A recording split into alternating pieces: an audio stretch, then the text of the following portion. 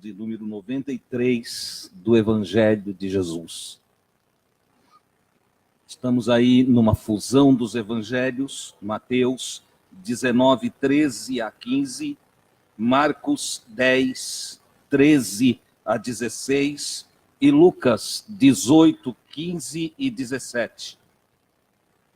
O nosso texto diz: foram-lhe trazidas crianças para que as tomasse e lhes impusesse as mãos e fizesse uma oração. Mas os discípulos as repreendiam.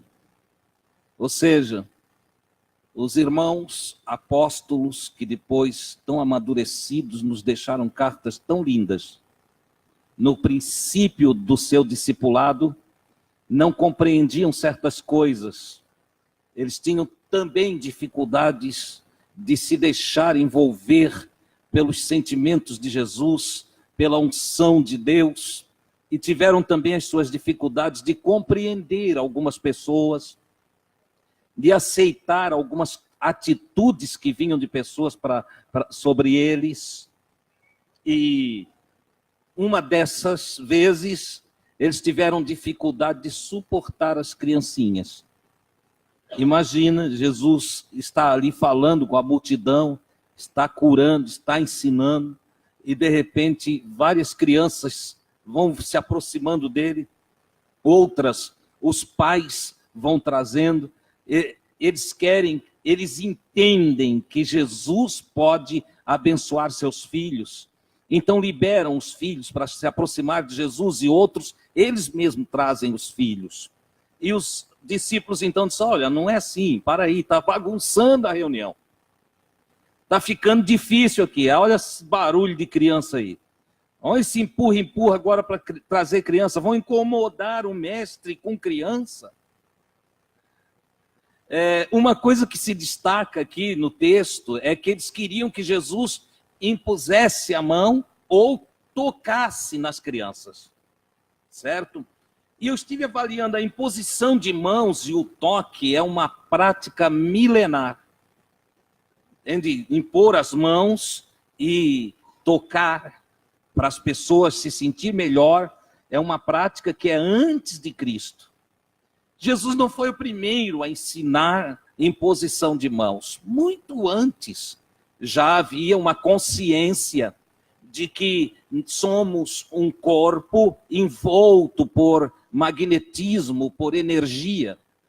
Então, já muito antes de Cristo, as pessoas desejavam, iam a curandeiros, e, enfim, a pessoas que eles achavam que tinham um dom especial, que às vezes serenizavam as pessoas, colocavam-as deitadas, como acontece dentro do espiritismo, acontece dentro de algumas casas de pessoas que têm um dom natural sobre si para abençoar outras pessoas, e colocam lá em uma condição de serenidade, depois vão impondo as mãos, entende? Passando sobre, não encostando, mas passando sobre, num entendimento que transfere energia boa sobre alguma energia negativa. Essa é uma prática milenar, tá?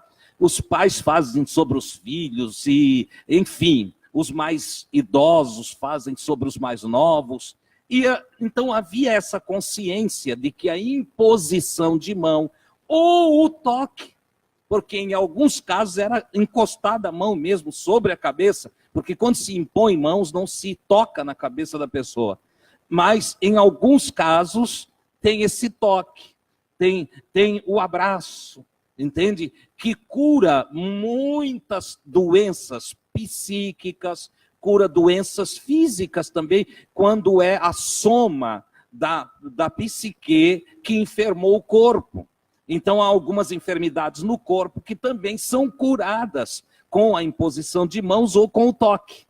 A pessoa tocou no outro, curou, eu quero te abençoar, vem cá, me abraça aqui, eu te abençoo. Ou o outro, né, vai fazer o trabalho ali. Até tem o famoso passe. Ei, irmão Adilson, agora tu está pregando macumba aqui. passe. Você sabe o que isso quer dizer? É espiritismo, é macumba. Não passe é para passar mesmo. Colocou as mãos para passar. Entendeu? Impôs as mãos para que passe a angústia, para que passe a dor, para que passe a enfermidade. É daí que vem o nome passe. Passe não é um conceito, porque é espírita, porque é macumba. Não, não. Jesus fazia tudo isso, só que dava um outro nome, impunham as mãos. Você entende? É por isso que eu estou explicando esse negócio. Porque senão você encontra um espírita impondo mãos e ele vai chamar de passe. E você vai, ih, macumba, ó, tá enfeitiçando as pessoas. Não, irmão. Ele só está tentando ajudar a pessoa. Ele só está tentando levar alívio para uma dor, levar consolo para um coração, amenizar uma situação. Ora, o que Jesus fazia era isso também. E por isso mesmo as pessoas já acostumadas com a imposição de mãos e acostumadas com o toque, vão levar as suas crianças para que Jesus faça o mesmo com elas, certo? Ora, a manifestação do desejo, que falei aqui no início, que o desejo é oração, nada mais é a imposição de mão do que eu externar o meu sentimento, o meu desejo. Por exemplo, eu ouvi de uma senhora que o filho nasceu com uma perna mais curta. E ela sempre pegava na perna do filho e alisava a perna do filho, ainda bebê, e puxava a perninha do menino e dizia assim: a perna vai crescer, meu filho. A tua perninha, Deus vai ajudar ela a voltar ao lugar que ela deve estar. E falava isso para o menino, e o menino ouviu isso até a sua adolescência. E hoje ele anda perfeitamente, porque as duas pernas têm o mesmo comprimento. Você entende? O desejo sincero da mãe, com sua fé, sua coragem, de pronunciar o seu desejo, manifestando com o próprio mover das suas mãos sobre a criança, fez a diferença sobre o filho. Olha que coisa maravilhosa. Como nós somos místicos, ou fomos mistificados. Não somos mais místicos, né? Ou ainda tem gente que tem dúvida do que eu ensino aqui. Eu até entendo, há um amontoado de coisa errada para ser arrancado, tirado, e depois de arrancar é preciso ainda limpar o terreno da alma para entrar o que é novo. Não novo porque nós estamos inventando, mas novo porque isso não foi pregado nos últimos 100 anos dentro das igrejas, e ficou então a mistificação que vem lá da Idade Média, dentro da congregação, e os irmãos passaram a crer em uma porção de coisa que é mentira, e duvidam do que é verdade.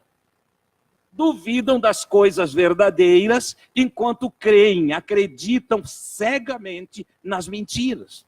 Nosso trabalho, ou o meu trabalho como ministro do Evangelho, é desmistificar e desteologizar. Ou seja, eu estou derrubando, sim, teologia ensinada há séculos. Mas, irmão Adilson, se Deus não revelou para essas pessoas lá atrás, olha, irmãos, eu não posso responder essa pergunta. Agora, eu creio, aí eu vou falar da minha fé, que em todas as épocas existiram homens de Deus que receberam a revelação da verdade e que ensinaram o povo com verdade. Agora, também tem o comodismo do povo. É mais fácil eu guardar as tradições de meus pais? É mais fácil eu guardar as tradições religiosas? É mais fácil eu guardar aquelas coisas desde a antiguidade do que eu quebrar, romper com paradigmas? Ninguém gosta de sair da sua zona de conforto. Até porque para você ter uma verdade relativa a você e você expandir consciência e adquirir uma verdade mais ampla, Você tem que derrubar os paradigmas que estão lá e se dedicar na busca do conhecimento. Quem não quer buscar conhecimento fica num conformismo. E quem fica no conformismo não evolui sua consciência. Essa é a grande verdade. E a maioria, eu estou falando a maioria esmagadora. Não vou falar em percentual porque não temos pesquisa. Mas a maioria esmagadora da população não tem ânimo para buscar conhecimento. A maioria não gosta de ler, não gosta de estudar, não gosta de romper com a sua rotina, com os seus paradigmas, com a sua base que traz tradicionalmente. Por isso não aprende. Agora, Deus levanta homens, vozes, que ecoam em nome de Deus para quebrar os paradigmas, para tirar o seu povo do meio do erro, para eliminar as coisas que estão equivocadas e esclarecer a verdade. Agora, nem todos creem na verdade. Vocês lembram da lição que passamos aqui, que uma grande parte não creu em Jesus e abandonou Jesus? Deixou Jesus no meio do caminho? E aí só os 12 sobraram? Isso aqui precisa ficar bem gravado em nós. Eu sou um dos 12? Ou eu sou um a mais na multidão que abandona a verdade? Que volta atrás, que resiste à verdade? Você entende? Ora, a imposição de mãos, estou quebrando aqui, não é privilégio da igreja evangélica. Não nasceu com nenhum pentecostal. Não é privilégio do protestantismo. Não nasceu com Lutero. Não. Antes, muito antes de Jesus, a imposição de mão já era usada. Já era imposto mão. Já era tocado em pessoas para elas sarar. De sorte que a própria população que rodeava Jesus o procurava para que ele impusesse a mão, porque eles acreditavam, muitas vezes não acreditavam que ele era o Messias, mas acreditavam que ele tinha uma certa energia positiva, uma energia forte, capaz de curar e de abençoar pessoas.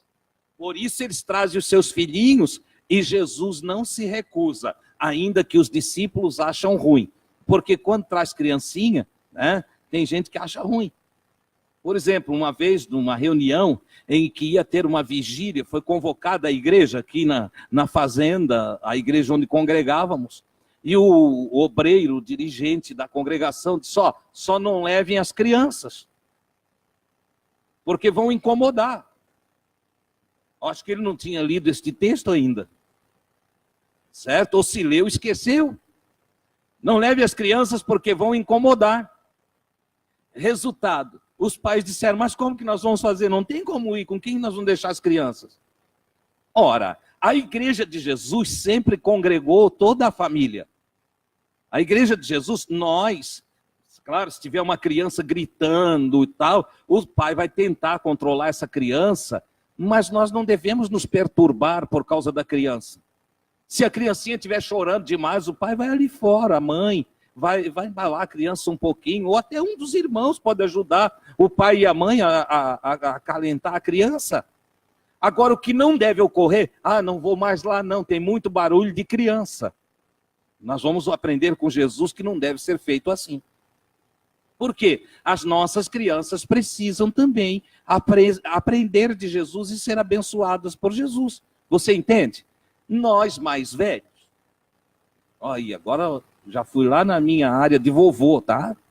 Então nós mais velhos precisamos também aprender a ser maleáveis, sábios, entende? Pacientes, sóbrios em nossa decisão. E às vezes a gente vem até para aprender de Jesus com um coração turrão, entendeu? A gente é todo cheio de mania e quer que a criança seja igual a gente, entendeu? Nós viemos aqui, ficamos 2 horas sentadinhas aí ouvindo, e a gente quer que a criancinha fique igual. A criança não vai ficar igual, pronto. Aprenda isso. Contudo, não despreze as criancinhas, certo? Os discípulos não estavam maduros em amor. Você entende isso? Ah, eu sou crente. Isso não importa, qualquer um é. Entendeu?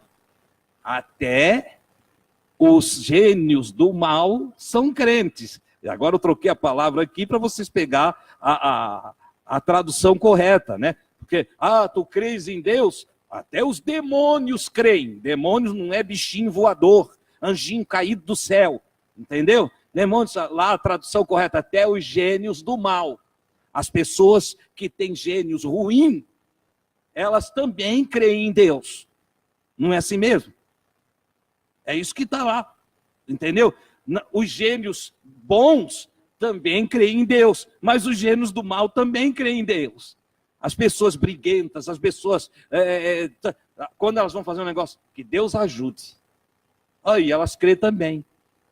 Entendeu? Então o irmão lá, o apóstolo, ele escreve, ele diz, olha, tu crê em Deus? Fazes bem. Aí vem para a nossa tradução, porque até os demônios creem e estremecem. Ora, até os gênios do mal creem e estremecem. Você está entendendo?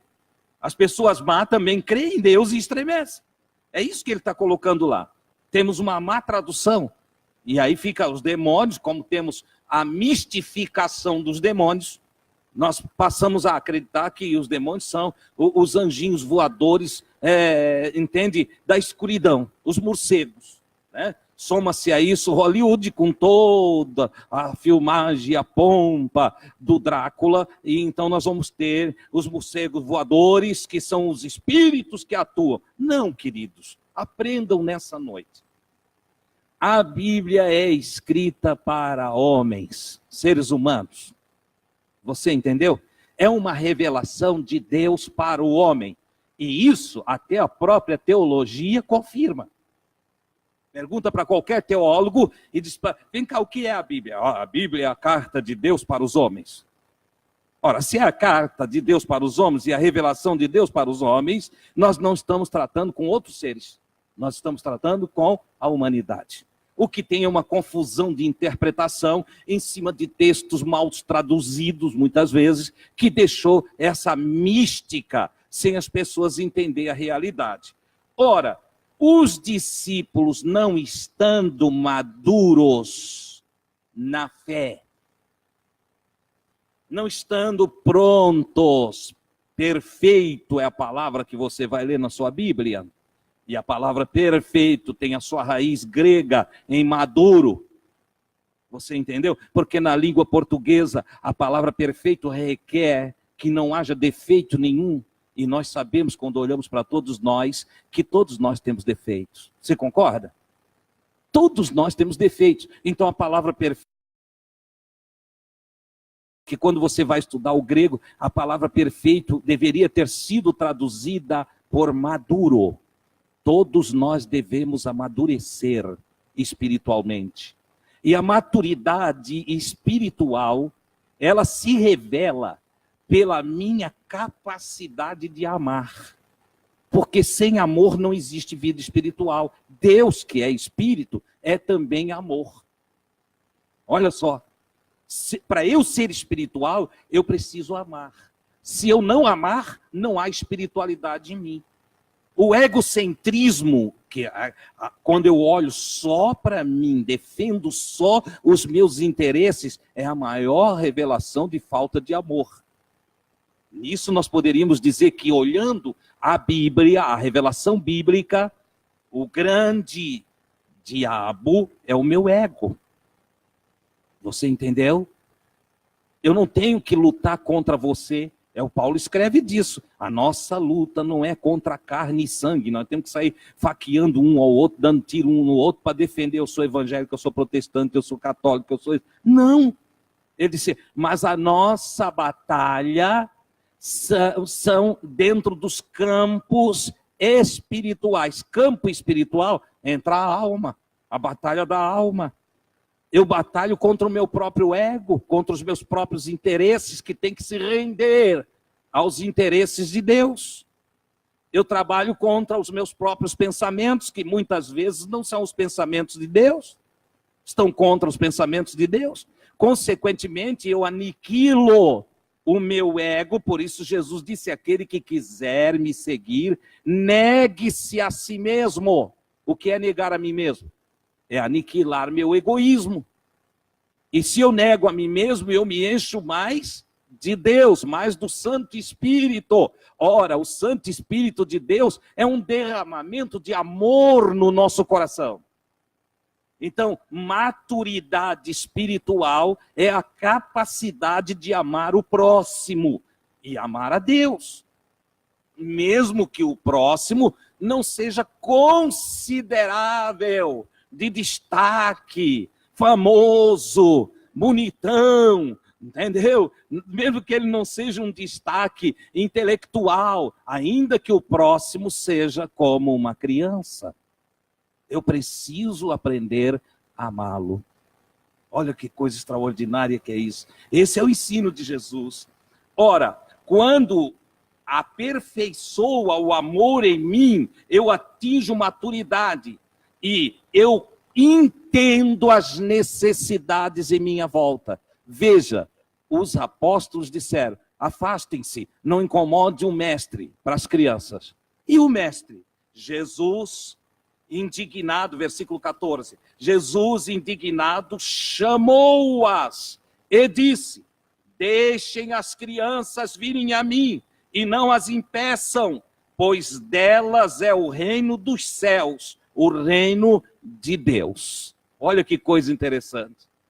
Enquanto os discípulos ainda imperfeitos no seu amor, impediam as criancinhas, Jesus, perfeito em seu amor, dizia, deixai elas vir, vocês não entendem, elas são herdeiros do reino dos céus, são herdeiros do reino de Deus, naturalmente. Por quê? Porque as criancinhas estão na fase da inocência, elas ainda não adquiriram a capacidade consciente de fazer escolhas por motivações corretas ou erradas. Elas estão inconscientes. Dentro da sua inconsciência, elas estão garantidas em sua salvação. E aqui, Jesus quebra a ideia de alguns teólogos que dizem que só filho de crente, olha que pretensão, só filho de crente que está salvo. O filho do perdido está perdido. Mentira.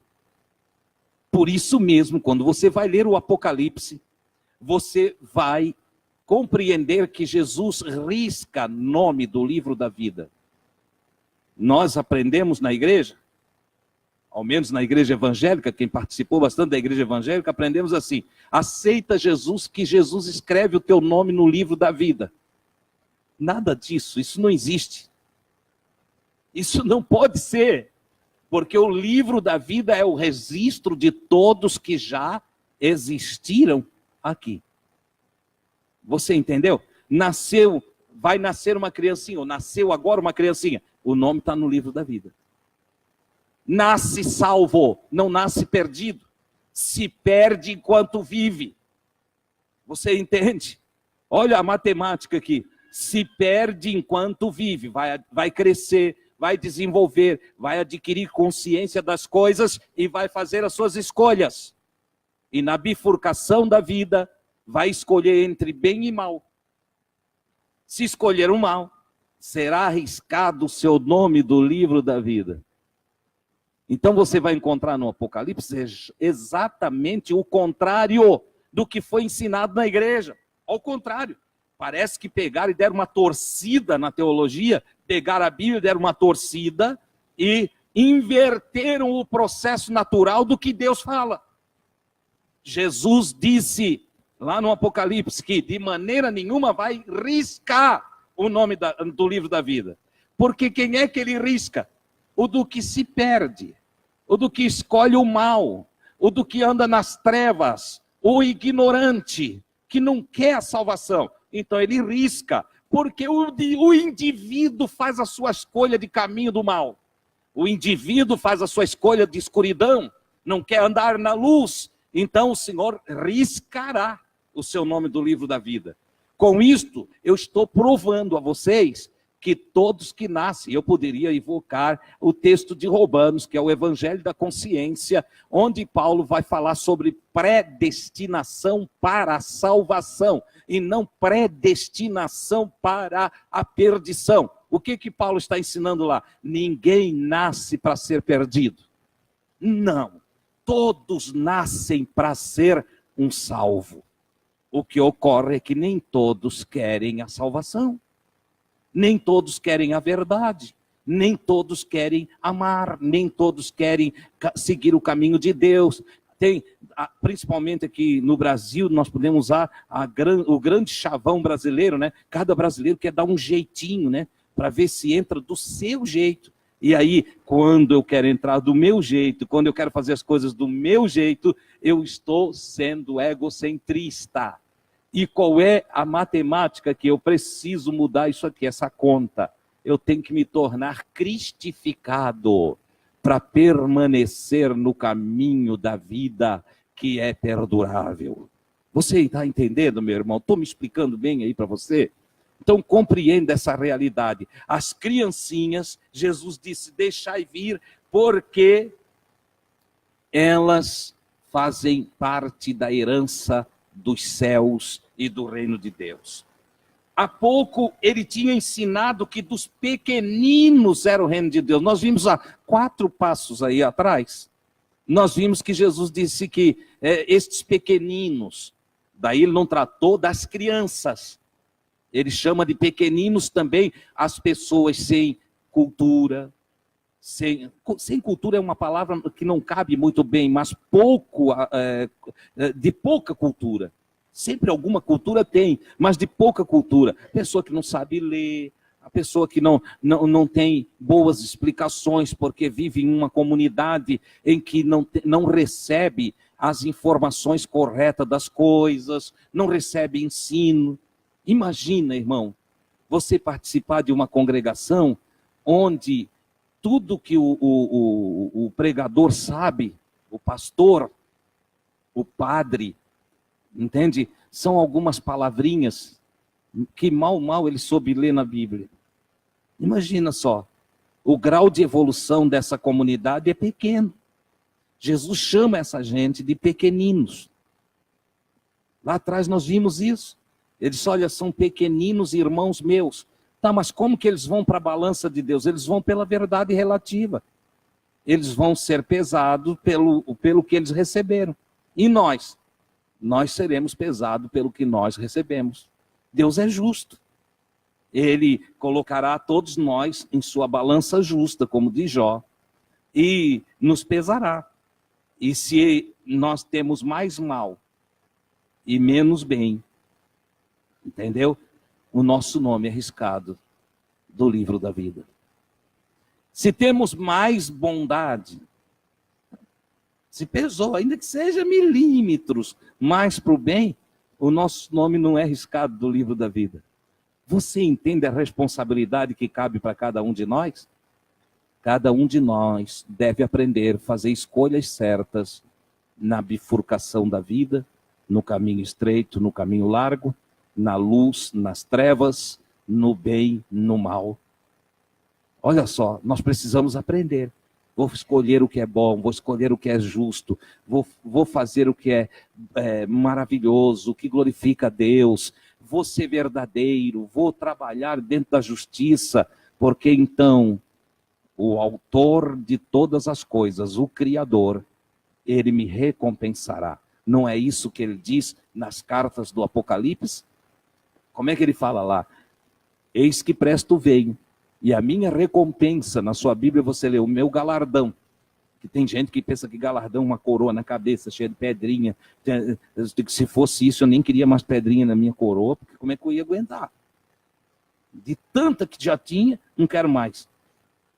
Não é nada disso, é só uma linguagem figurada para dizer, olha, há um salário para os que praticam o bem. E há um salário para os que praticam o mal. O salário para os que praticam o bem é vida perdurável, infinita. Olha só, E o salário para os que praticam coisas erradas, que é a tradução que você tem para pecado. Pecado nada mais é do que errar o alvo. Então, os que praticam coisas erradas, que estão aqui de sinônimos, mal, coisas das trevas, que vivem na ignorância e por aí afora, entende? O salário é a morte. Morte aqui, entende? No simbolismo de extinção. Enquanto o que faz o bem vive, a memória do justo é eterna. O que faz o mal se apaga, é extinto, é aniquilado. É isso que a Escritura diz. Você entende? Dessa maneira você descobre, nós descobrimos juntos, que todo o nosso futuro está nas nossas mãos. E aí sim nós podemos falar de livre arbítrio. Olha só, senão não haveria livre arbítrio coisa nenhuma. Eu só posso dizer que sou árbitro, juiz de mim mesmo, entendeu? Se eu puder ser recompensado ou não pelas minhas escolhas. Se eu não posso fazer as minhas próprias escolhas, por isso eu tenho tratado aqui sobre a intervenção de Deus. Quando ele intervém, e essa ideia de que ele está toda hora, pega um aqui, bota para ali, está jogando xadrez aqui com a gente, é uma bobagem. Mas que está na cultura religiosa, ali, dentro, implícito no entendimento daqueles que nós chamamos crente. Não, olha, Deus me livrou do ônibus bater em mim. Deus me livrou da bala perdida, porque eu sirvo a Jesus. Aí daqui a pouco o cara está saindo da porta da congregação, a bala pega ele. Acabou de sair do culto, ali teve um acidente, uma explosão, o crente morreu, o não crente está aí. E como é que explica? Aquela foi uma bomba colocada pelo diabo. Eu sei, conheço esse diabo. Você entende? Não, ali o Senhor queria levar. Nós somos cheios de conversa fiada para explicar o que é tão simples de explicar. Irmão, embaixo do sol a vida é igual para todos. Você entendeu? Embaixo do sol a vida é igual para todos. A salvação é algo que se adquire dentro do termo eternidade para nossas escolhas. O Senhor perdoou os nossos pecados e agora nos orienta para andarmos direito. E se nós andarmos direito, Ele nos premia. É graça sobre graça. Agora tem um detalhe. Se não andarmos direito, o perdão dos nossos pecados não vão estar sobre nós. Porque não adianta o Senhor perdoar toda a minha dívida e eu me endividar de novo, né? Com algumas pessoinhas que eu conheço. Que a gente até ajuda a pagar a dívida. Então vou te tirar, não dorme mais por causa da dívida. Teve uma família que eu ajudei, não dormia mais por causa da dívida. Estavam ficando doente. Os dois. Eu fui lá, ajudei. Não, vamos fazer as contas aqui, como é que é? É assim. Botei tudo no papel, planilhei, mostrei. Depois de mostrar tudo, como é que tem que fazer, eu disse, agora eu vou ajudar vocês a pagar. Mas assim, então, ajudamos. Foram uns 7, 8 meses de ajuda, fazendo contabilidade e ajudando a pagar. O que era prioridade, tal. 8 meses depois, num finalzinho de mês, estava quitada a dívida. Era para fazer festa, um churrasco. Quando eu passei com a irmã Gui, olhei, não estavam trocando os móveis todos.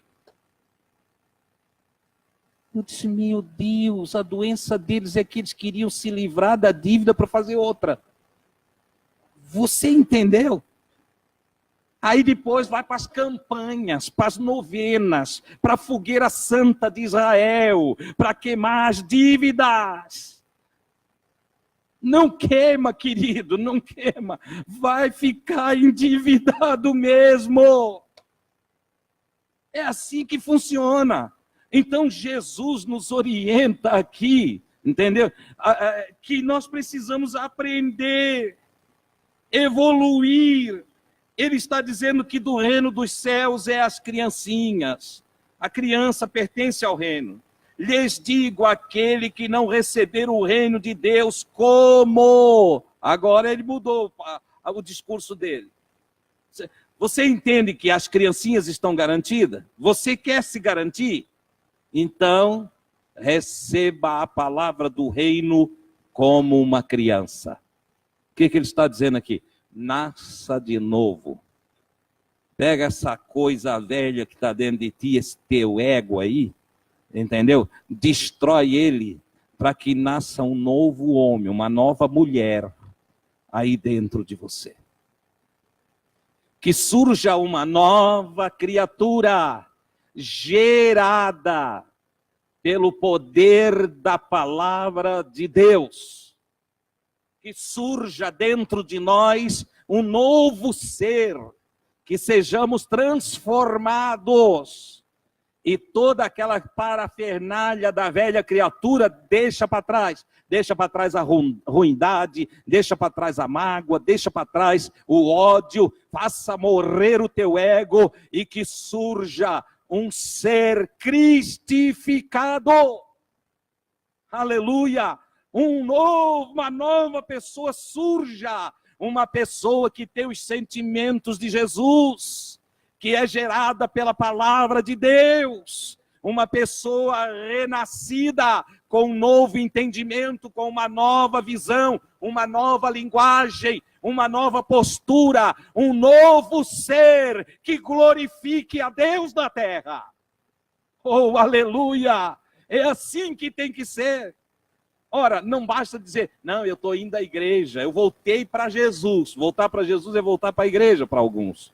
Querido, voltar para a igreja está cheia de gente sem vergonha. Me perdoe, eu estou falando para quem a carapuça servir, que sirva. Entendeu? A igreja está cheia de gente sem vergonha, de safado. Tem pastor que o banco não financia nada para ele. Você sabia disso? Porque vai lá, faz financiamento e não paga. Tem loja que não vende para uma porção de pastores. E os crentes vão no embalo. Uma porção de crentes que é atrapalhado, enrolado.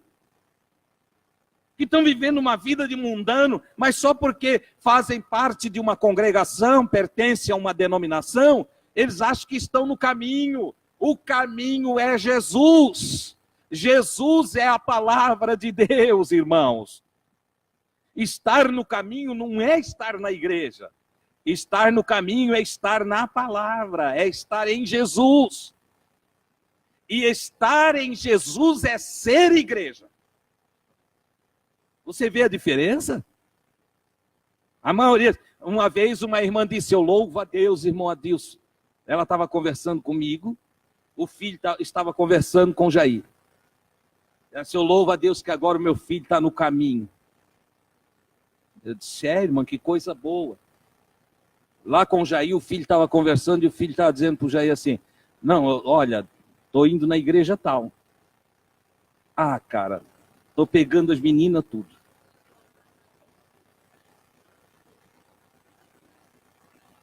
A mãe achando que ele está no caminho porque está na igreja. E ele está na igreja não pelo caminho. Ele está na igreja pelas meninas. Você entendeu? Como pode se confundir uma coisa com outra? O caminho não é a igreja nunca foi o caminho. O caminho é Jesus. Ele disse, eu sou o caminho, a verdade e a vida. Ninguém deve confundir uma coisa com outra. Igreja ou eclésia é a assembleia dos que se reúnem para falar de Cristo, no caso de igreja de Jesus, porque também pode ser a igreja do Jandir, a igreja do Vonei, a igreja do Bolsonaro. Igreja, irmão, isso é. Porque eclésia é um ajuntamento. Você entende? É o ajuntamento de pessoas. Jesus tem a sua igreja. Ele mesmo fala disso. Pedro, tu és Petros, o fragmento de pedra, e sobre esta Petros, que é ele, ou sobre a palavra dele, mais precisamente a palavra dele, sobre esta palavra que foi revelada por Pedro, edificarei a minha igreja. Vou construir a minha congregação, o ajuntamento de pessoas que vão me ouvir, as pessoas que querem mesmo aprender de mim. Você entende? Então não confunda o caminho com a igreja, não. A igreja é formada daqueles que estão no caminho. Continuando, lhes digo que aquele que não receber o reino de Deus como uma criança, não entra nele. Ou seja, se eu quiser ser tradicionalista, radical e viver simplesmente para fazer a minha própria vontade, ficar, não, eu entendo assim, é assim que eu vou e acabou. Como eu tenho pena dessa gente? Entendeu? Ou então tem o outro, meu pai nasceu nessa, minha mãe nasceu nessa, eu também nasci nessa, e daqui não sai. O sujeito vê que a coisa está errada, é instruído sobre o que está errado e não abandona o que está errado. É um filho do erro. Você entendeu? Eu preciso ser inteligente. Se está errado, está errado. Entendeu? Não deve haver escuridão na minha mente. Ora, se as coisas estão erradas, estão erradas. Se eu cometer um erro, a melhor maneira de eu consertar o erro é eu admitir que errei. E isso é metanoia, é mudança de entendimento. Isso é bom, porque isso leva à conversão. Por que o arrependimento leva o indivíduo à conversão? Que era a pregação do Pedro. Arrependei-vos e crede no evangelho. Por quê? Porque o arrependimento fazia com que ele tivesse metanoia, mudança de mente. A mudança de mente fazia com que ele mudasse de direção. Ora, se eu estou causando tristeza a alguém, e de repente esse alguém vem e me confronta e diz, você está me causando tristeza? Eu ouço, avalio, peço desculpas e mudo de atitude. Você entende? Isso é conversão. Mudança de atitude, mudança de mente. Então Jesus diz que se não houver a humildade da criança, e nós não atingirmos um certo grau de inocência no trato com o todo, nós não temos condição de entrar no reino. Por quê? Porque nós viramos turrões. Entendeu? Resistentes. Ofendi nada, machuquei nada, não damos ouvido. A esposa chega lá, estou triste. Por quê? Não, porque tu tem agido assim, isso me entristece. Vai plantar batata no asfalto, entendeu? O cara é turrão, não ouve. Daqui a pouco ela está toda tristonha pelo canto, chega mesmo a um grau de tristeza tão profundo que não quer mais nem o cara. Entende? Olha, um dia diz, olha, não suporto mais viver contigo. Entende? Vamos chegar a um acordo aqui e dissolver o casamento. Por quê? Porque o cara é turrão demais. Então Jesus está dizendo, olha, para entrar no reino tem que deixar de ser turrão. A irmã também, não é só o homem que é assim. Tem mulher, Jesus. Vocês sabem que tem quarto que a cama é redonda, né?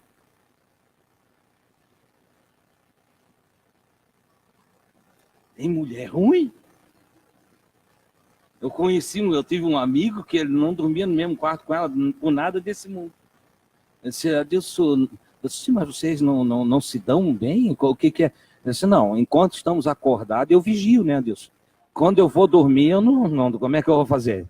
Estou cansado, vou dormir, eu tranco a porta por dentro, entende? É um perigo, você entende? Então Jesus está dizendo, olha, a entrada no reino precisa desenvolver uma certa humildade e adquirir uma certa inocência que seja igualado à inocência da criança. A disposição, a curiosidade, o desejo de aprender tudo que tem que ser aprendido precisa estar em nós para que nós possamos entrar no reino dos céus. Tirar qualquer orgulho, soberba, para que não haja resistência contra a verdade que nos é ensinada. Em seguida, abraçando as criancinhas, ele abençoou, impôs as mãos sobre elas e partiu dali. Ele fez exatamente o que as criancinhas queriam. Jesus é maravilhoso, Jesus é bondoso, Jesus é misericordioso, Jesus é receptivo, Jesus é tudo de bom. Deixo uma palavra para você nessa noite. Não tenha medo de se aproximar de Jesus. Jesus é maravilhoso, irmãos. Qualquer um de nós, e eu estou falando de nós aqui que somos assim, um elitizado nós, né? Eu não vejo assim ninguém tão ruim no meio de nós, não vejo. Só está ocultado, né? Mas eu acho que o mais ruim daqui sou eu, entende? E Jesus me aceitou, então vocês estão tudo garantido, porque vocês são melhorzinhos do que eu, entendeu? Então, ele nos aceita, ele nos recebe, desde que nós nos aproximamos dele, para que ele nos governe com a humildade e a infantilidade de uma criança. Ou seja, eu me aproximo dizendo, Jesus, me ensina que eu quero aprender. Me instrui que eu quero fazer como tu dizes. E aí o reino pertence também a nós. Que coisa maravilhosa. Em seguida, Jesus partiu. E aí nós temos uma história, porque no processo, no caminho de Jesus, certo homem, agora aí na sua Bíblia, o jovem rico, Mateus 19, 16 a 30, Marcos 10, 17 a 31 e Lucas 18, 18 a 30. Diz a Escritura,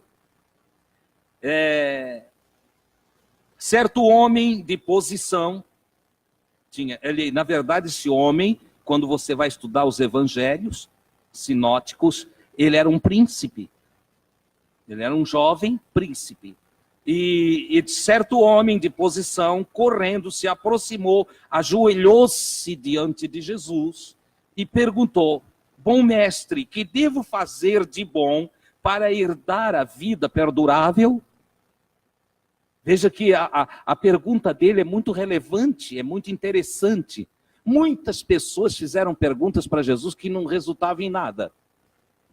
Fizeram pergunta tipo assim, Senhor, é muitos os que se salvam, o que isso interessa? Ele cuidar da vida dele, fica fazendo pergunta para ver se os outros vão ou não. Se é muito, se é pouco, não muda nada. Mas esse sujeito aqui, ele, um príncipe, tá? ele se aproxima de Jesus e ele faz uma pergunta de uma relevância magnífica. Ele pergunta, bom mestre, que devo fazer de bom para herdar a vida perdurável? Como faço para me salvar? A pergunta é a mesma. O que devo fazer para me salvar? Jesus responde para ele, por que você me chama bom? Ou me pergunta sobre o que é bom? Bom é um só, ninguém é bom, a não ser Deus. Na resposta de Jesus está implícito, você entende quem eu sou? Você entende quem está em mim? Você está compreendendo? Só, por que tu está me chamando de bom? Porque tu está olhando superficialmente um homem que abençoa alguém aqui, que abençoa alguém lá? Ou porque tu estás olhando um homem que está investido de autoridade divina? Jesus quis saber. E respondeu para ele, para tu te salvar é simples. Como assim, Senhor? Guarda os mandamentos. Guarda os mandamentos e tu te salvarás. Ou seja, nós podemos deduzir que o bem que é para ser praticado por nós está revelado nos mandamentos de Deus. Entendeu? Quando eu quero saber que bem que eu devo fazer, qual o bem que eu devo praticar para que haja uma aceitação da minha pessoa diante do Senhor, é simples, Jesus respondeu, é só você ler os mandamentos. O moço que se diz religioso e tal, ele fica sem palavras e aí faz uma pergunta idiota. Quais? Ele diz que Jesus é bom mestre. Pergunta o que ele faz para se salvar. E aí, para dar uma desculpinha, ele diz, quais mandamentos? Jesus disse, você conhece. Você conhece, você sabe. Não matarás, não adulterarás, não roubarás, não levantarás falso testemunho, não defraudarás ninguém, honra o teu pai, honra a tua mãe, e amarás o teu próximo como a si mesmo. Aí olha o que ele diz. Mestre, tudo isso eu tenho feito desde quando? Desde a minha juventude, desde que tomei consciência. Tá? Vocês estão vendo que aqui tem um contraponto com os meninos e o jovem? Olha só. Os meninos chegam e me abençoa. Mestre, põe a mão sobre mim e me abençoa. Mestre, dá um toque, um abraço aí. E Jesus abençoa todos eles. Esse jovem, tão maduro em seu espírito, entende? Quer a salvação, mas dá uma desculpa, quais mandamentos eu tenho que guardar? Ele conhecia todos. Ele conhecia todos os mandamentos. E aí ele diz, olha, eu guardo desde a minha juventude esses mandamentos ainda. O que me falta? O que me falta ainda? O que eu devo fazer mais? Eu destaco aqui que ele era um jovem religioso e materialista. Se vocês lerem os evangelhos em separado, aqui nós estamos numa fusão, vocês vão descobrir que ele era um príncipe oriundo da própria sinagoga. Ele era um filho de sacerdote. Um sujeito envolvido com a religião. Tanto que ele diz isso aí, eu guardo desde a minha juventude. Desde que tomei consciência dos mandamentos, eu tenho guardado os mandamentos. Só que ele se tornou materialista e radical. Duas coisas que a religião atualmente está fazendo na vida das pessoas. Irmão, vem que Jesus te abençoa. Faz uma campanha para comprar o carro novo. Entendeu? O que é isso? É mistura de religião, entende? Com materialismo. Você entende? Não é ensinado, olha, tenha uma vida correta. Um dia você vai partir daqui e você vai ter que se encontrar com Deus.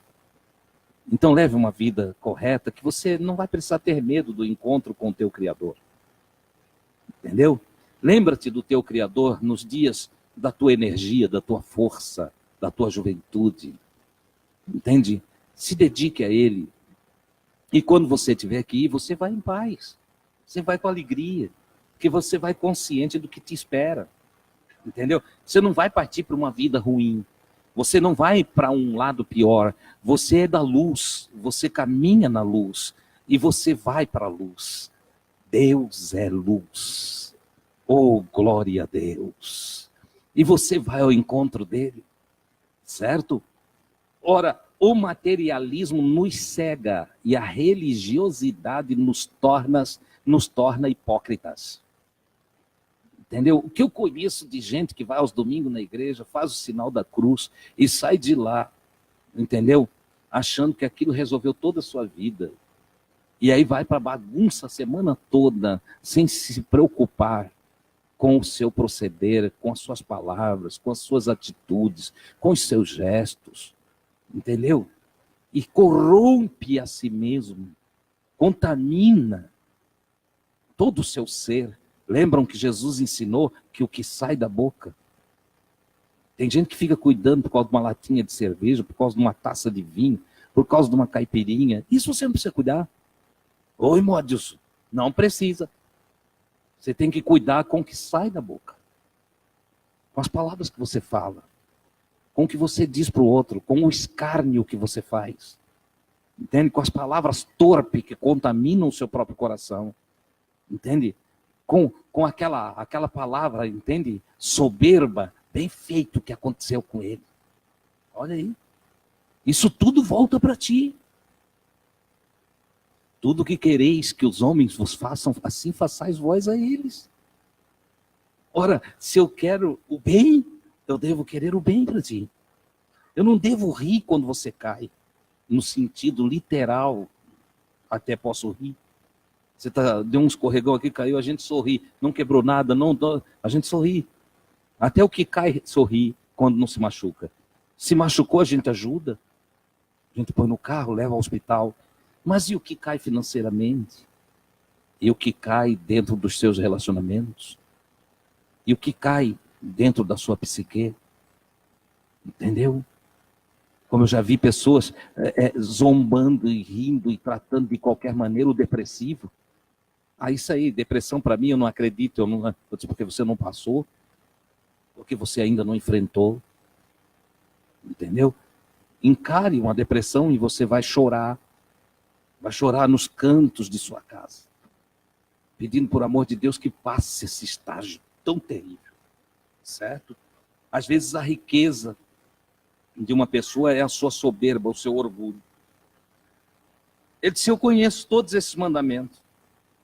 Jesus o amou e lhe respondeu. Eu destaco aqui, Jesus o amou e lhe respondeu. Uma só coisa ainda lhe falta. Se quer ser perfeito, maduro. Lembra o que eu expliquei no começo? Se quer ser maduro, vá, venda os seus bens, distribua aos pobres e você terá um tesouro, uma joia, uma riqueza nos céus. Depois disso, de você se enriquecer espiritualmente, de comprar riquezas da parte de Deus, depois disso, você vem e segue-me. Ou seja, não adianta seguir Jesus enquanto estamos agarrados na matéria. Na verdade, o que Jesus está ensinando para ele é que se ele quer ter uma vida abençoada, uma vida maravilhosa com Deus, ele precisa se desmaterializar, se desapegar das coisas. Jesus não está ensinando que ser rico é problema. Jesus está dizendo que quando eu me apego à riqueza é o problema. Ser rico qualquer um pode ser. Não é pecado, não tem nada de errado. Deus enriqueceu Davi. Deus enriqueceu Salomão. Isaías era um homem bem-sucedido, vivia no palácio do rei. Daniel, um homem bem-sucedido. Ezequiel era um dos príncipes de Judá e era um homem riquíssimo. Eram servos de Deus. Nenhum deles era apegado na matéria, não eram apegados à riqueza. Então, possuir sem ser possuído pelo que se possui. Entenderam aí o trocadilho? Possuir sem ser possuído pelo que se possui é ser pobre no espírito. Contudo, o sujeito pode ser bem pobrezinho e ser enriquecido no seu espírito em sua soberba. De tal maneira que nós encontramos pessoas faveladas, orgulhosas, soberbas. Encontrei um homem pobre que estava à beira de passar fome e fomos ajudá-lo. Henrique estava junto. Vamos ajudá-lo. O orgulho era tanto que ele quase preferiu passar fome do que aceitar ajuda. Você entende? Por outro lado, eu tenho convivido com pessoas muito ricas e que são humildes, desapegadas. Não foram possuídas pelo que possuem. Um exemplo de despossuir é Jesus. Sendo rico, se fez pobre por amor de nós. Olha só. O Criador podia ter escolhido um palácio bonito para que ele nascesse. Isso não impediria seu ministério. Qual era o problema? Entende? Podia ter começado nas camadas sociais mais altas. Né? Isso não atrapalharia nada dele ser o que foi. Mas ele optou por uma manjedoura. Eu vou nascer numa manjedoura. Vou começar bem de baixo. Vou começar entre os que não têm patrimônio. Porque foi emprestada a manjedoura. Entendeu? Os bichinhos tiveram que ficar sem comer no coxinho naquela noite para da cocheirinha fazer um bercinho, né? O menino, o rei o rei que havia de nascer. Olha só, que coisa tremenda. Aqui está o exemplo. O riquíssimo se fez pobre por amor de vós. Você está entendendo? O desapego. Mais tarde o Paulo vai escrever e diz, olha, sendo Deus, não teve por usurpação o ser igual a Deus. Mas antes humilhou-se a si mesmo, esvaziando-se da sua forma divina e se fez homem. Você entende o que isso quer dizer? Tudo é meu. Tenho todas as coisas, tudo foi criado através de mim. Mas agora eu me faço homem. Eu me esvazio da minha divindade, eu me esvazio da onisciência, da onipresença, da onipotência, e eu vou chegar à fragilidade da carne humana, por amor da própria humanidade, de sorte que é contestável a teologia que ensina que Jesus de Nazaré é Deus. Como, modo, isso é contestável? É contestável. Porque ele esvaziou-se da divindade. O que nasceu do ventre de Maria não foi Deus, foi um homem. Gerado pelo divino. Que precisou aprender a falar, aprender a andar. E daí está escrito, ele crescia em conhecimento, em graça e em estatura. Ora, quem precisa crescer em conhecimento não conhece tudo, não é onisciente. Então não é Deus. Se não é onisciente, não é Deus. Quem precisa crescer em graça, precisa de proteção, precisa de ajuda, precisa de amparo, precisa de socorro. Então não é Deus. Não é assim? Não precisou que Maria segurasse ele para aprender a andar? Maria não teve que tocar as fraldinhas dele? O menininho Jesus esperneava lá e se trocava sozinho? Ou ele pensava, agora, hora de fazer cocô. A fralda mudava sozinha? É magia? Não, ele é homem. É homem. E por que ele se fez homem? Para nos dar o exemplo que, se quisermos, dá para fazer o que Deus quer que façamos.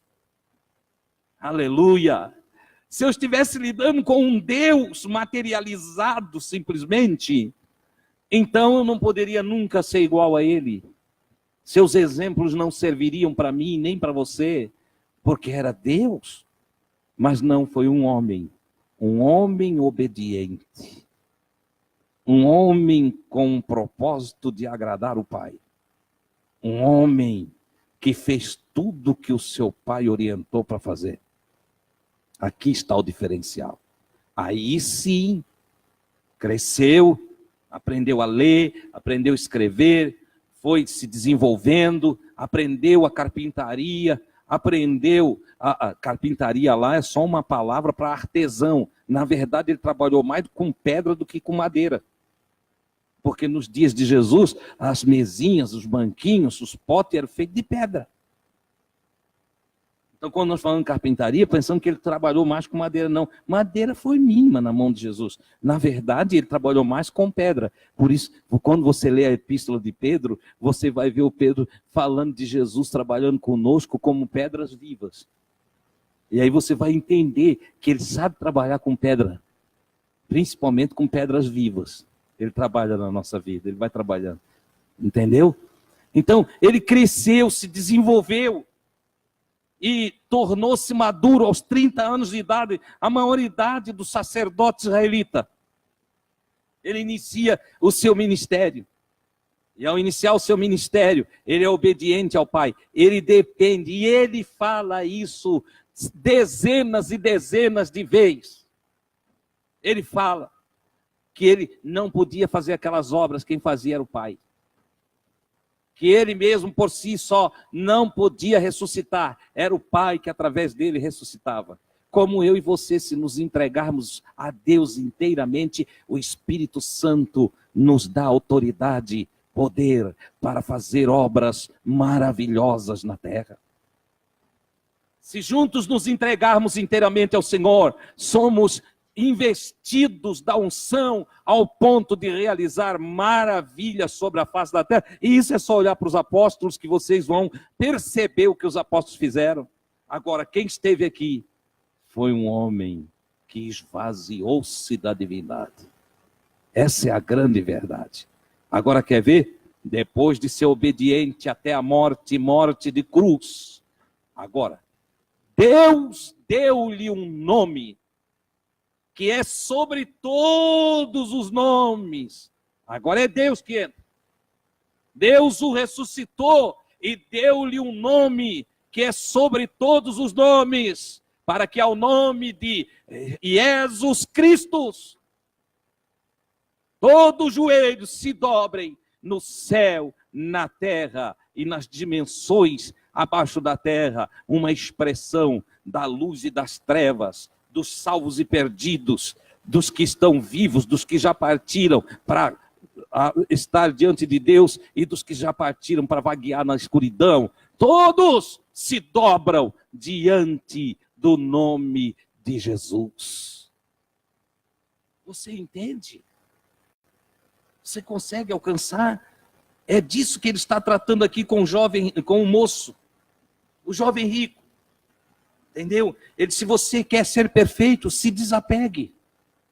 Pare com essa bobagem de você ser apegado ao materialismo. Entendeu? Pare com esse negócio de você ficar triste por causa do seu nariz, de não estar contente por causa da sua orelha. Vai viver.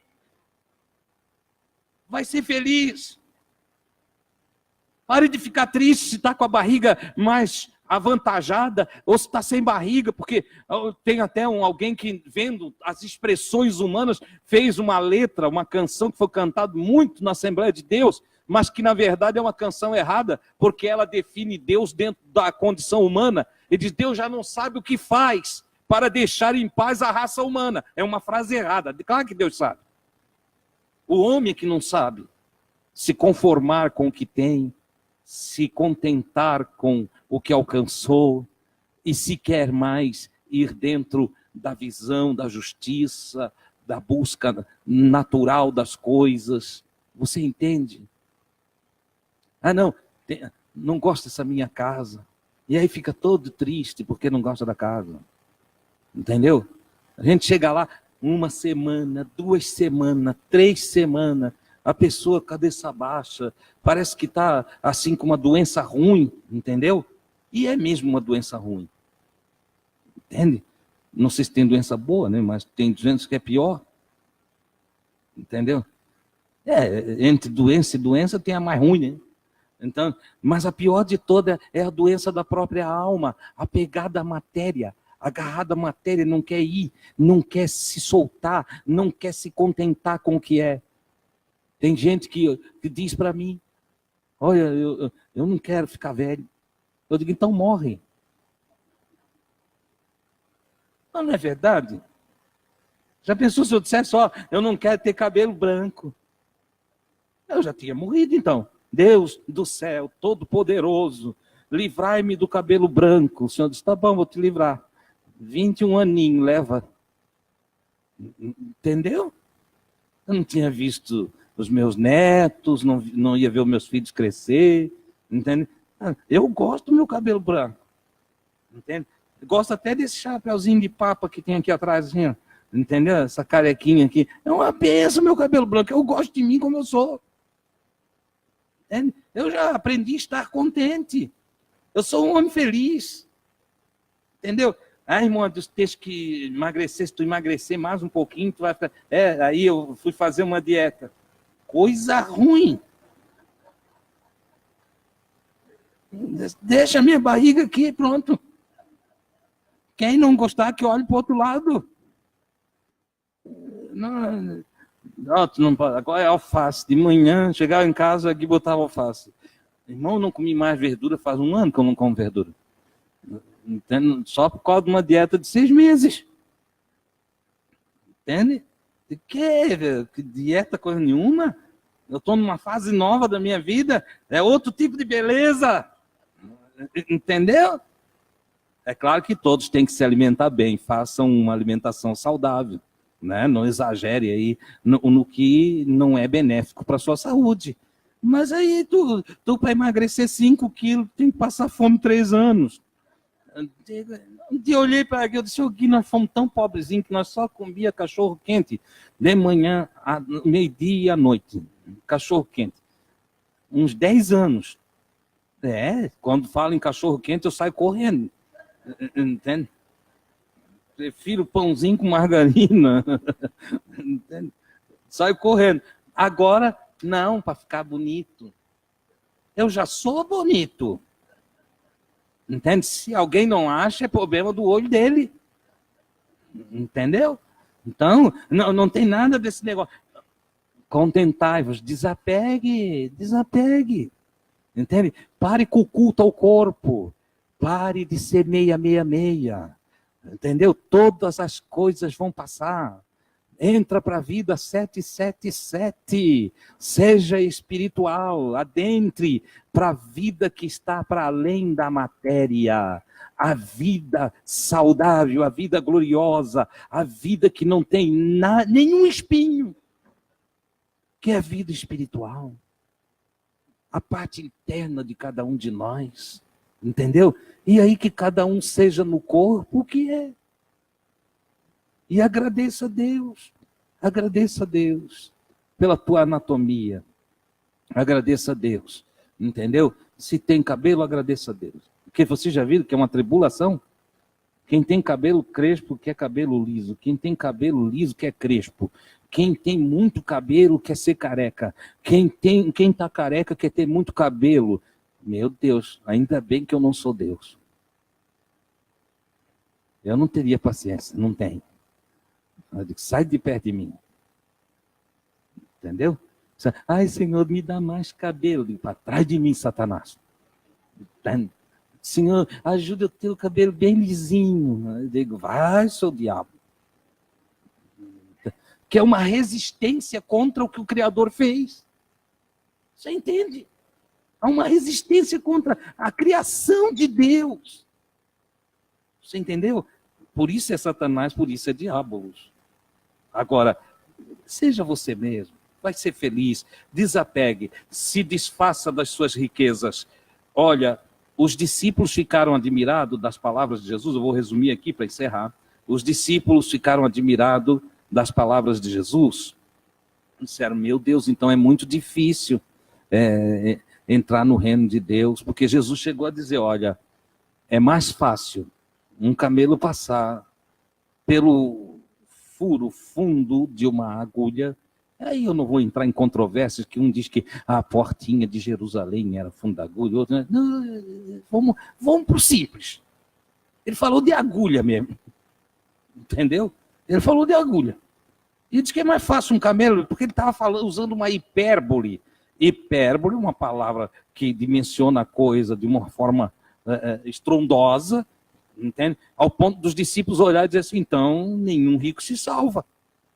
Aí Jesus disse, olha, porque ele disse, é mais fácil um camelo passar pelo fundo da agulha do que um rico se salvar, ou entrar no reino dos céus. Aí eu disse, Senhor, se é assim, quem vai se salvar? Ele disse, olha, o que é impossível aos homens é possível para Deus. Deus pode mudar o coração de um rico. Deus pode, por sua sabedoria e graça, através de suas palavras, transformar um homem soberbo em um homem humilde. Deus pode mudar a própria natureza de um indivíduo. Deus pode tudo. Aquele que transformou água em vinho, através das mãos de Jesus, pode transformar qualquer criatura em uma nova criatura. Deus pode. Ele tem o código-fonte da nossa genética. Ele tem o código-fonte da nossa psique. Ele tem o código-fonte do nosso espírito. Ele pode alterar o código-fonte e dizer, até aqui tu fosse uma coisa ruim, mas hoje eu vou operar algo maravilhoso. Os homens vão chamar de milagre, mas para mim é só uma mudancinha no código-fonte da tua vida. Vou dar um toquezinho aqui para ti, tá bom? Pelo teu anelo, pelo teu desejo, pelas tuas orações que chegam aqui diante de mim, vou mudar a tua vida. Tudo aqui para frente vai ser diferente. E a pessoa vai dormir de um jeito, acorda do outro. Assusta até os que estão em volta. Tem homem que foi dormindo de um jeito, no outro dia ele é muito ruinzão em casa, acorda bonzinho. Entende? A mulher já se assusta. O que é? O que está pegando aí? Nada, mulher, está tudo bem. Irmãs, tenham paciência se ela acordar diferente, tá bom? Não se assustem, entende? Teve irmã que já disse, arrumasse outra, né? Estás querendo me agradar. Entendeu? Não, nego, não arrumei ninguém, não é nada. É que Jesus mudou o meu viver. Jesus Cristo mudou o meu viver. Olha que coisa maravilhosa. E tem irmã que foi dormir, né? Dormiu naquela cama redonda, assim. E quando acordou, foi a coisa mais linda. Ela acordou radiante, entende? Nunca levou um cafezinho para ele na cama. Ele que tinha que fazer o café de manhã, se quisesse. Hoje, ela acordou, levou o cafezinho. Ô, meu querido, queres um pãozinho junto? Queres queijo? Ele já se acorda meio atravessado, diz, o que está dando? Essa mulher está querendo. Pega o pãozinho assim, olha, para ver se não tem nada de diferente dentro. Entende?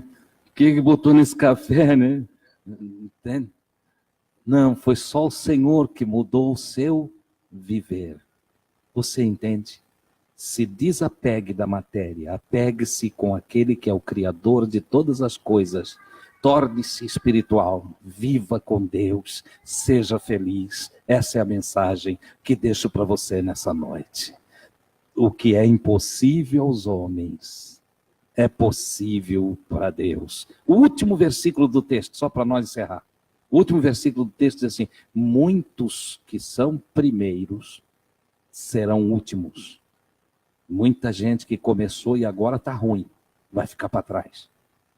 E muitos que são últimos estão chegando agora para os amigos de Jesus, para a família de Deus em toda a terra. Muitos que estão chegando agora vão passar na frente em termos de entendimento, de sabedoria, de conhecimento das coisas de Deus. Muita gente vai melhorar daqui para frente. E muitos que eram bons se atrapalharam no caminho e vão ficando ruins para trás. É o que Jesus diz. Por que ele coloca isso? Para entendermos que o milagre de Deus em nós se realiza todo dia. Por isso, todo dia tem gente nova para servir a Jesus. Seja um deles. Entre com a multidão que vai em direção ao reino dos céus. Glória a Deus. Quem não está em pé? Quero ser como criança, te amar pelo que é, herdar a inocência e acreditar em ti. Mas às vezes sou levado pela vontade de crescer. Torno-me independente. Deixo de simplesmente crer.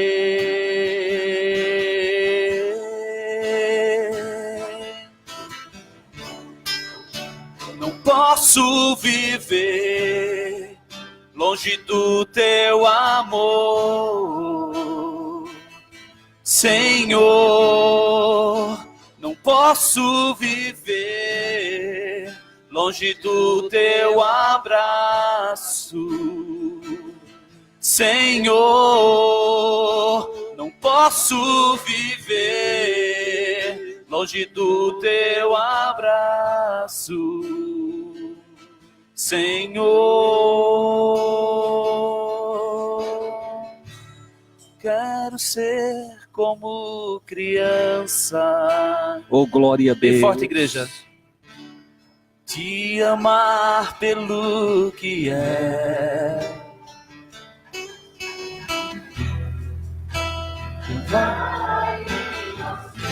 Glória a Deus, aleluia. E acreditar.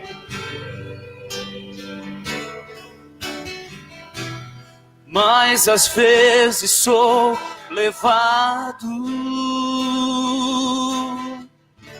pela vontade de crescer, torno-me independente e deixo de simplesmente crer.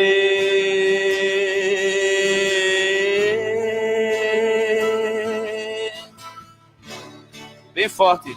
Posso viver longe do teu amor, Senhor.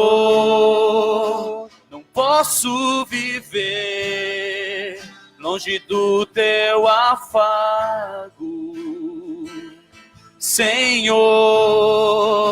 Não posso viver longe do teu abraço, Senhor.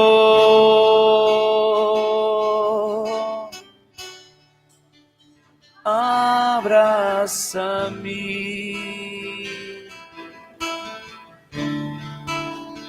abraça-me,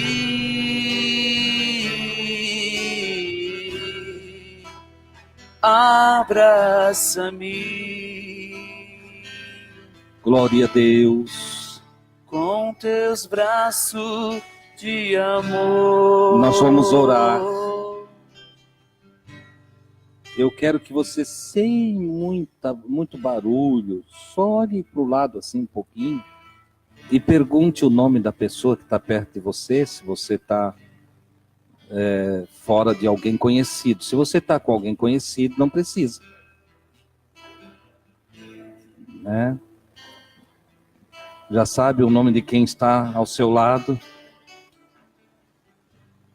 Agora que você sabe o nome dessa pessoa, deseje de todo o coração o bem para essa pessoa. Deseje, busque lá no seu coração o desejo de que essa pessoa seja grandemente abençoada. Depois, a vontade, a sua vontade, somada ao seu desejo, conecte-se com o seu Criador. Nesse desejo, eu peço que você inclua também o Magno. Nosso irmão Magno está no hospital. Fez uma cirurgia. Também a Regina está na CTI. E o Hernano está na CTI também. Nós vamos orar também pela Soraya. Ela precisa de libertação. A Alvina, a Thalia, a Rosângela estão com depressão. Nós vamos desejar o melhor para essa gente. Oração para o menino Anthony. Está com leucemia.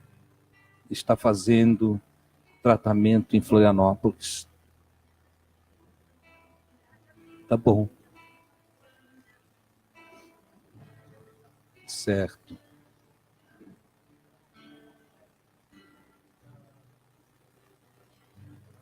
Vamos mentalizar, desejar que essa gente seja curada, socorrida pelo Senhor, abençoada.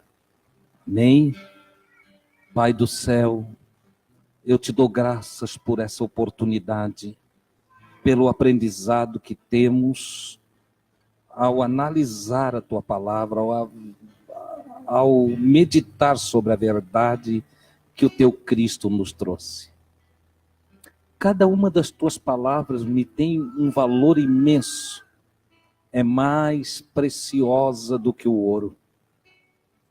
São pérolas da sabedoria. Eu recebo a tua palavra de coração aberto, tu sabes. E a recebo para mim. O teu evangelho é para mim. Espero que meus irmãos e irmãs sintam o mesmo que eu, meu Pai. Para que juntos possamos nos regozijar em uma vida saudável, uma vida boa, uma vida abundante como teu Cristo nos prometeu. Desejo de todo o meu coração e exponho diante de ti o meu desejo. Que tu abençoe cada irmão e irmã. Que sejam fortes, que tenham paz, que sejam iluminados, que compreendam a verdade ensinada, que consigam transformar o aprendizado em prática, meu Deus, e que cada um deles se regozije em ti. Que dia após dia da existência, ó meu Senhor e meu Deus, o Senhor conceda a cada um que ande de cabeça erguida, que o brilho que faça refletir a imagem de um filho teu, seja, meu Deus, a alegria estampada no semblante, no rosto, a energia para viver. Ah, meu Senhor, e a frutificação, o zelo, o capricho de boas obras de uns para com os outros. Que cada irmão e irmã seja considerado importante aqui nessa terra. Que sobre nós venha, Senhor, o peso da glória, da doxia de Dorcas, tua serva, que quando partiu fez falta, que levou a igreja a orar para pedir de volta a tua filha, e tu a ressuscitastes através do ministério de Pedro. Que seja assim, Senhor, a vida de cada um de nós, útil, frutífera, abençoados, filhos de Deus.